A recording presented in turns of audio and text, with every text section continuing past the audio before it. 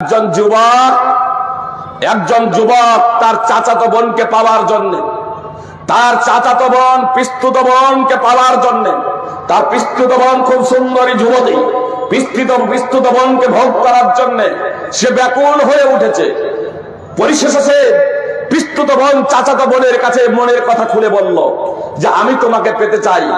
সে এড়িয়ে গেল, প্রত্যাখ্যান করলো এই যুবকের প্রস্তাবকে। পরিশেষে সেই যুবতী রাজি হচ্ছে, 100 দিনার দিতে হবে, তাহলেই তুমি আমাকে পাবে। 100 দিনার।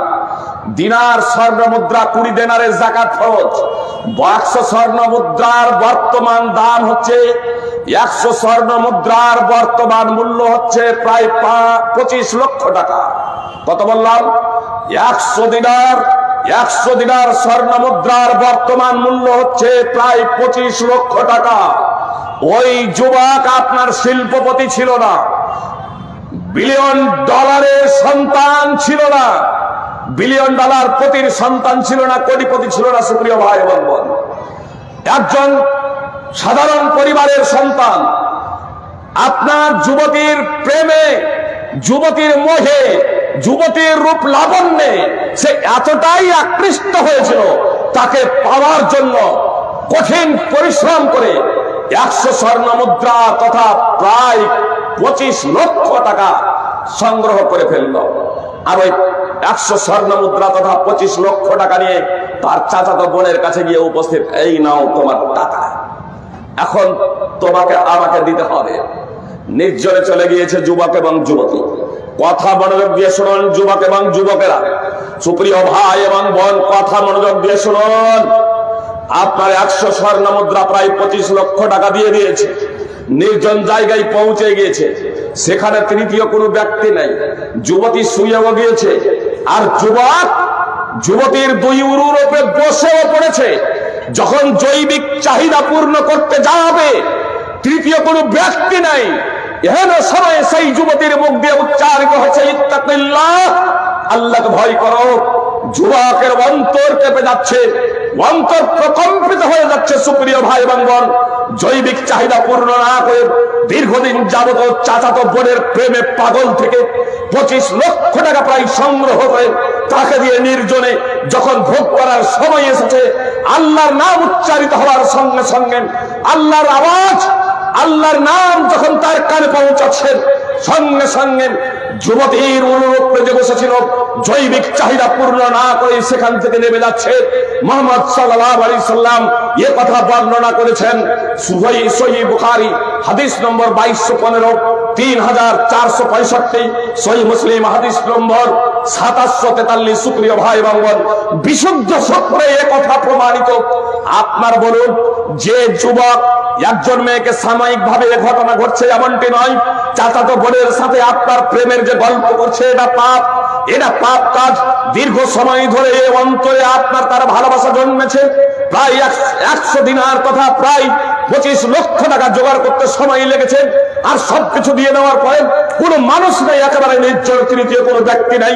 যখন ভোগ করার সময় এসেছে, ইত্তাকিল্লাহ, আল্লাহকে ভয় কর, এই আওয়াজ শোনা মাত্রই তার অন্তর প্রকম্পিত হয়ে যাচ্ছে, কেঁপে যাচ্ছে অন্তর। আপনার উরু থেকে নেমে গিয়ে আপনার দূরে সরে যাচ্ছে। সুপ্রিয় ভাই এবং বোন, অন্তরে আল্লাহর ভয় কিভাবে প্রবেশ হচ্ছে? ঈমান যদি থেকে থাকে, আপনাদের স্পষ্ট ভাবে বলি, যে যুবক একজন যুবতীর সাথে প্রেম নিবেদনের জন্য, জৈবিক চাহিদা পূরণের জন্য 100 দিনার সংগ্রহ করেন, 25 লক্ষ টাকা সংগ্রহ করেন, নির্জন জায়গায় গিয়ে তার উরুর উপরে বসে জৈবিক চাহিদা পূর্ণ করার জন্য, নিঃসন্দেহে সে পাকা ঈমানদার না, মধ্যবর্তী ঈমানদার না, একেবারে দুর্বল ঈমান, অত্যন্ত দুর্বল ঈমান, অত্যন্ত দুর্বল মুসলমান। আর সেই মুসলমানের কানে যখন আল্লাহ এই শব্দটি উচ্চারিত হচ্ছে, আল্লাহর বর্ণনা যখন তার কানে পৌঁছাচ্ছে, ভীত সন্ত্রস্ত হয়ে পাপাচার থেকে বিরত হয়ে যাচ্ছে। আল্লাহ পবিত্র কোরআনে বলছেন, ইন্নামাল মুমিনুনা আল্লাযীনা ইযা যুকিরাল্লাহু ওয়াজিলাত কুলুবুহুম। মুসলমান তো হলো তারাই, ঈমানদার তো হলো তারাই, যাদের সামনে আল্লাহ তাআলার বর্ণনা করা হলে তাদের অন্তর প্রকম্পিত হয়, তাদের অন্তর কেঁপে যায়। ইন্নামাল মুমিনুনা আল্লাযীনা ইযা যুকিরাল্লাহু ওয়াজিলাত কুলুবুহুম। ঈমানদার মুসলমান তো হলো তারাই যাদের সামনে আল্লাহর বর্ণনা করা হলে, আল্লাহর আলোচনা করা হলে তাদের অন্তর কেঁপে যায়, তাদের অন্তর প্রকম্পিত হয়।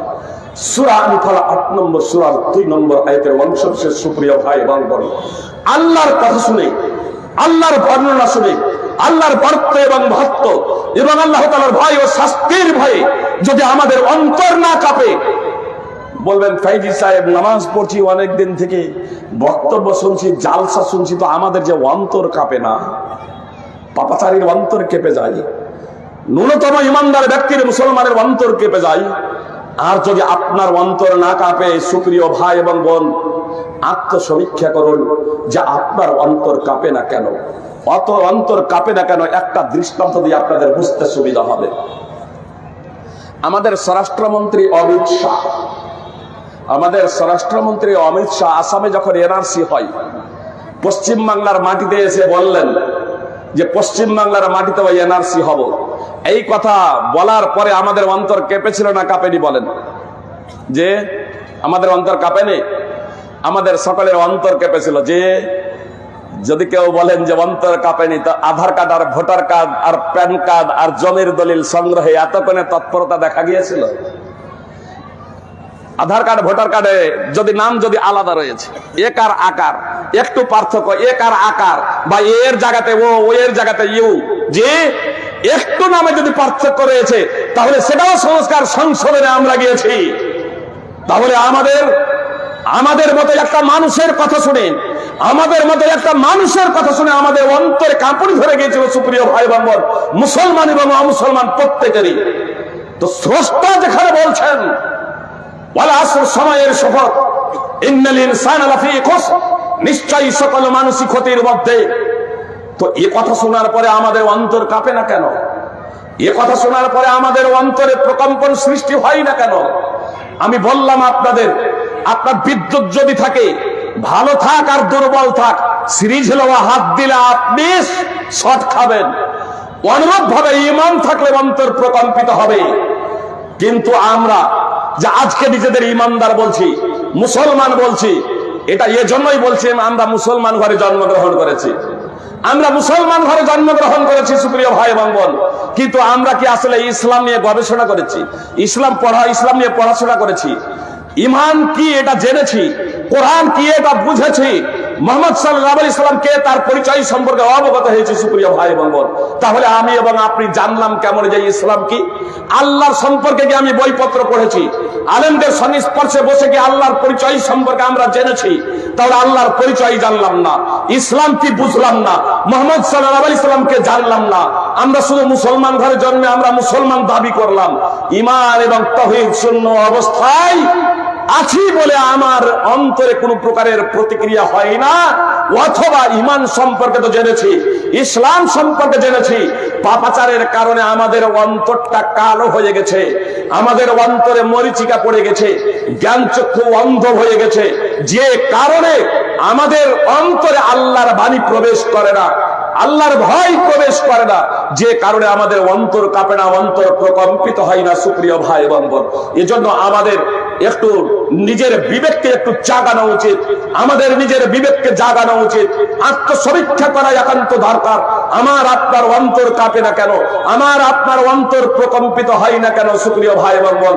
আল্লাহ যেখানে বলছেন নিশ্চয়ই সকল মানুষই ক্ষতির মধ্যে রয়েছে, তারপরেও কেন আমাদের অন্তর প্রকম্পিত হয় না? আপনারা জানেন আমাদের স্বরাষ্ট্রমন্ত্রী যখন বলেছিলেন যে এনআরসি হবে এই বাংলার মাটিতেও, সেদিন কিন্তু দুই শ্রেণীর মানুষের অন্তর কাঁপে নাই।